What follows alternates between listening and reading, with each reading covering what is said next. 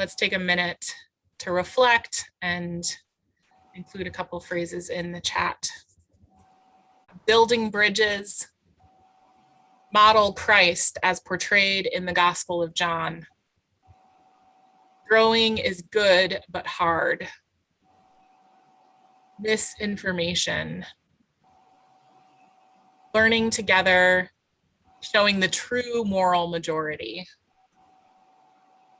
Awareness, complementarianism. How to develop a widespread progressive Christian media voice.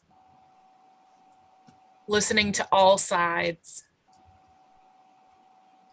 Do the evangelical churches believe that they are doing anything wrong? Knowledge and awareness bring hope. Welcome all. Building relationships. Progressively humble. That's quoting Caroline.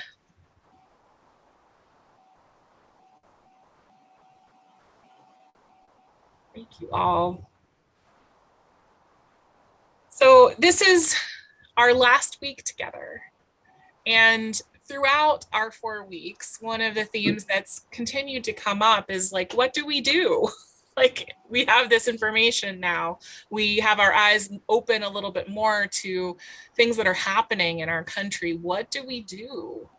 And one of the places that I've heard people bump up against frequently is, how do we talk to people who believe this? Which is truly challenging. And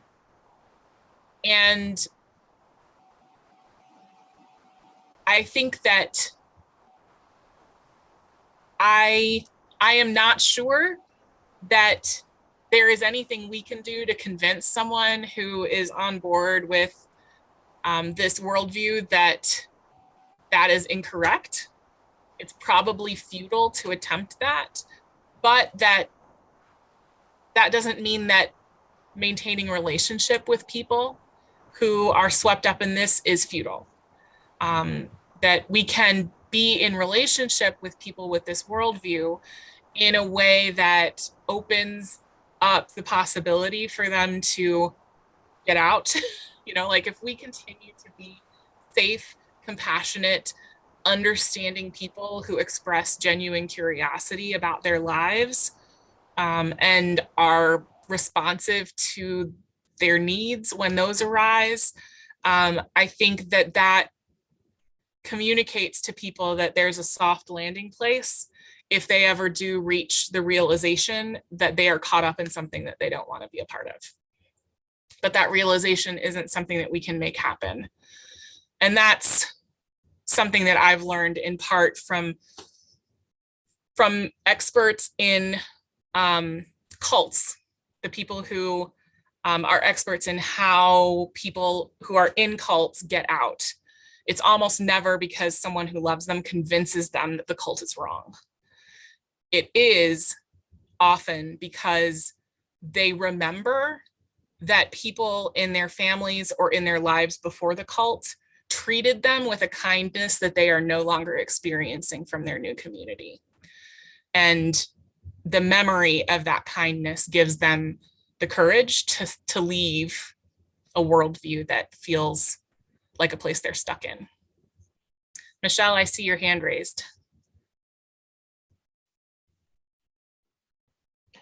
Yes, you raised the issue of cults, and I was reflecting on a gal by the name of well, her name isn't important right now, but I'll think of it at an inappropriate time. But she was in a cult for many years, and then underwent an intervention, and her family basically had her abducted, right? And she spent many years doing those kind of interventions herself. And I think the cult she was in was what was called the Moonies at one time, right? And these are all people that thought they were doing God's work, and they were very committed. And it's like Sarah said, at some point she realized that her family they cared about her, And then through this intervention, she came to see more about that. But she says the same thing. You got to stay present to people. Let them know that they are loved. In cults, though, it's very hard to do that because they tend to cut people off from their other support systems. But how do we keep in contact with people if they keep slipping further and further into a place where it's there's black and white and there's nothing in between? Yeah.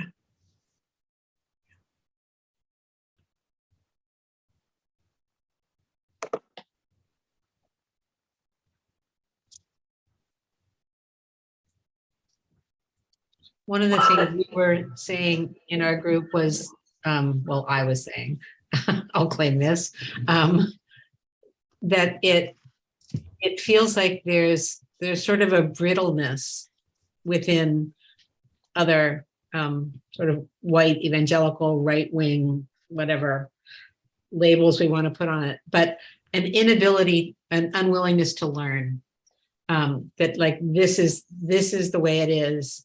And there is no moving out of that, which is part of what makes those conversations challenging, because we'd like to share something. We'd like to, we'd like to hear something. And there, it seems like there's a box that is impenetrable in a way.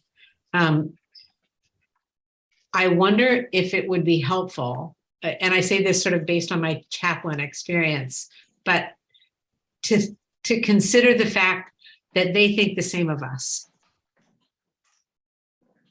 that we may be perceived as being equally impenetrable and pig-headed and unable to listen, and if we could use that shared mistrust of each other as an actual common starting point, like a place to begin, almost. Okay. Michelle mentioned about black and white. If things were black and white, I think we could deal with it much more easily. But there's an awful lot of gray, and it's that misinformation that's so hard to deal with, because you can't contradict it because they'll believe whatever they want to believe. And if we were dealing with black and white, it will be far, far easier. How do we deal with this misinformation? Because 60% of evangelicals still think that the election was fraud. And there's absolutely no evidence to support that. So they're willing to believe anything, and they don't use their heads to work out whether it's right or wrong. This is what makes everything so hard, dealing with this misinformation. Maybe I'm not great at it, but I always try to go by the assumption that whoever I'm talking to has a need to be heard. And I think of the quote by Ted Lasso, if you're familiar with Ted Lasso, in I think one of the more important episodes that gave a great lesson was to be curious, not judgmental. And you don't necessarily have to listen to somebody, you just have to give them an opportunity to be heard. You can think in your own mind that they're a moron, but you don't have to express that to them. But again, I think to be genuinely curious, you get to know that you take away your own assumptions by allowing somebody to explain their thinking. And then you come to your own understanding, and that's important. Before you're going to change anybody's mind, you're definitely going to have to understand what they're thinking. And that's what I thought was so important of that. Again, I mentioned in my small group that one of the things that helps me keep my, my mental state, be that as it may, healthy or unhealthy, is comedy. I have a great need for comedy and humor because there's truth in it.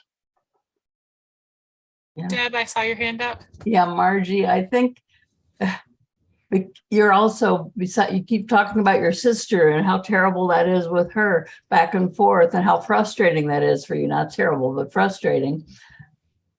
That's a whole different dynamic, you know, in your family, that we're talking about people that we don't know and we're trying to just sort of listen to them and stuff. You know, you got your family to dynamics that are make it extra hard, I'm sure. Yeah. Well, and I think both situations are relevant to a lot of us. Jeff had brought up the streams of misinformation, and I have been encouraged to see that there are small steps that are being taken in the judicial system and by corporations like Twitter and Facebook and stuff like that to begin to address some of those streams of misinformation. So I think, you know, like the fact that, and I'm losing his name right now, but one of the radio hosts who was spreading misinformation about the Sandy Hook situation, the family, Alex Jones. Yes, thanks, Alex Jones. The fact that he's been brought to trial in multiple states by families who have been directly impacted by this, and that like he's facing consequences for sharing false information. That's something that we can support, you know, to send letters to those judges and thank them for bringing justice to the situation, to ask about situations like that when we have the opportunity to be in public forums with people who are running to be judges in our community or in the state, to let that be a litmus test that we use to determine who we want to vote for when we have the opportunity to elect for people in judicial positions. But then also, you know, to like what Fox News has lost some of their sponsorships, some of the people who are advertising. And so there's so many places where we can communicate to corporations that are advertising on channels that have large amounts of misinformation, or communicate to companies like Facebook that we use on a regular basis that this matters to us. I ran into people sharing misinformation about the Proposition 3 that's coming up on our ballot in November. And so I spent 15 minutes last night just reporting for political misinformation, a whole bunch of posts. I don't know for sure that Facebook is going to take them down, but at minimum, they can see that some of us care about political misinformation being shared. And maybe they will invest more money in ensuring that they can control the flow of misinformation more. You know, maybe the country would take a huge step forward if the media shared. What I mean by that is MSNBC always has Democrats being interviewed and Fox has Republicans. So whoever's listening always hears one side of the story. Very, very rarely do you hear a discussion with both sides contributing. And this is distorting things so badly. Yeah, I think we need to be listening, Jeff, to the other side on radio and on television, as hard as it may be. But there isn't another side. You either hear one side or you hear the other. You've got to hear both sides at the same time. Yeah, Michelle. Sarah, you mentioned Fox particularly. They get a lot of their revenue stream from being included in the bundles that are offered to cable TV subscribers. So there's an effort out there called Unfox My Box, and I would encourage anyone to be part of that, to try to force the cable companies to sever those contracts so we don't have to pay for Fox. That's good news. Yeah, good to know about. Thank you, Michelle. Yeah, Don. Oops, you're Muted. muted, Don.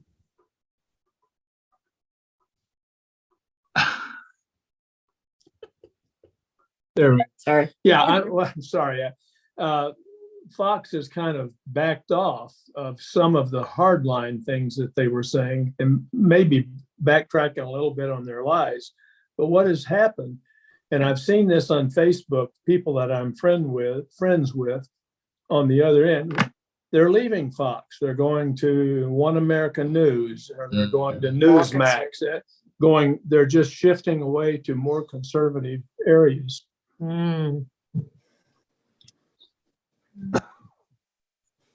One of the other measures that I think we can be working on is coordinating our efforts to protect those things that are valuable in our community, that seem to be under attack by this particular political movement. So public schools, libraries, and then in our group, we talked about communities that might be more vulnerable than ours, the Jewish temples in town, mosques, Black churches. How can we be building relationships so that if those communities come under threat, we can participate in supporting and protecting them? So, yeah, Michelle. School boards, if you have any time, take your wise minds and good hearts to school board meetings, because those people are getting beat up. That's one of the areas where there's a lot of push right now. Mm-hmm. That's true. So there are some options for things we can do together in a coordinated way coming out of this experience. And I'll invite you all to maybe consider these and reply to the email on Friday, or reach out to Caroline or myself if any of these are interesting to you. 2 winters ago, Margie Stinson and I led a Just Faith class that was on Zoom. We were in the thick of the pandemic. And so we could do another Just Faith class at our church, either in person or on Zoom. That's a course that focuses on racism, and there are 3 different units that churches can do. So we can do a different one than we did last time, and still have space to grow and continue to learn down the road. So that's one possibility we can look at for this winter. Towards the end of this month, on October 25th, Isaac has their public meeting where they will be interviewing candidates for local office. That's on Zoom. I strongly encourage people to log into that, and the link for it will be included in some church communications over the next few weeks. But there's also going to be a viewing party at First United Methodist Church that evening. So if you would like to watch it in community with other Christians downtown, that might be a great option to attend in person at First United Methodist Church. We also have a mission and social justice team at the church. Rick Welsh and Margie Stinson, who are with us, and Diane Roberts are all very involved. Deb Dunstone is involved in that team. So if there are ways that you want to be participating with our church in discerning the places in our community where we can be protecting those values and those resources that are under attack, then participating with the mission and social justice team might be a good place to plug in. Kay and Don are on that too. Thanks. And I know Margie has already mentioned on other weeks the work that she's doing door to door to increase voter registration and voter participation in the upcoming election. So if that's something that you want to participate in, Margie can offer more information about that. Are there any other specific things? Yeah, Caroline. I want to invite folks to take part in the adult faith formation class, beginning end of beginning in November, I think second week of November. We're going to keep doing some of the videos that from the work of the people that we've been doing, but we're going to use videos that specifically focus on racism and racism awareness, and how you can keep building community across bridges and such too. So I haven't picked out the exact videos that we're going to use yet, but I think those have been good and provocative and in a good way, thought-provoking, and led to some really good conversation and discussion, and they may lead to action in different ways too. So those will be publicized in the November Spire, but that would be another way. And we thought Advent is a wonderful opportunity to keep going on that conversation, given that, you know, the whole coming of Jesus is about incarnation in and among us, and that Jesus came to show us what it is to be a marginalized person and to stand with those who are on the underside of society in some ways. So hope that can be a good conversation too. I hear Michelle's commented, learning is great, but we need to get into action. Yeah. Yeah. And that's where I really do hope. I think our mission and social justice team is set up to be engaged in a lot of these issues in our community. But the more people we have plugged in and helping identify opportunities and then coordinate within our church how we participate in those opportunities, the more effective we will be able to be in taking action together. So would we have a way to be able to tell the broader church about that program that's coming up on Frontline on the 18th of October? Which would be very much aligned with what we're doing here. I think it might be in the e-Spire that went out today. Okay, good. Yeah, I think it is actually. It was 18th. Fabulous. I'm glad to hear it. Yeah. And just knocking on doors with the canvassing, like Margie. So it's amazing because you end up being in different neighborhoods that you're not comfortable with. And it is exactly what we're talking about here. We're learning from others and we're learning our prejudices and things like that too. It's just knocking on doors, period. You know, politically. Yeah. I have to share again that today I was out knocking doors, and I got a text that said, there's a guy from News 3 who wants to follow somebody who's knocking doors. So he came out, and supposedly that's on the news tonight. I don't know. He wanted to get me knocking a door and then talking to someone about what Voters Not Politicians is having us do, is talk to people about Proposition 2 to vote yes, to ensure our voting rights are put into the Constitution. And for me, I mean, we talked about, you know, this feeling of helplessness. I just have to do something. That's how the only cure for me. Humor is a great idea too, but I have to get out there and do something. And that's what feeds my soul and makes me feel better. Like, and then, you know, you're trying to get the true majority out to vote, because the moral majority is not really the majority. They try to make us think that, but it's not true. We need to rally the vote and get these people who feel the same as we do out there voting. Okay, I'm done. Thanks, Margie. I am going to close us with our blessing. I'm not going to bother about screen sharing at this point, but I will close us with a blessing on this final gathering. But as we've done previous weeks, we'll keep the chat open, keep the Zoom open for a few minutes if folks want to continue the conversation. For the healing of our world, we pray. For a holy healing. For the tearing down of cruel barriers and the building of bridges for peace. For the ending of needless exploitation and the growth of reverence for our planet. For replacing what the wealthy want with an abundance of what the world needs. So we pray, so we trust, so we will do. Amen. Amen. Amen.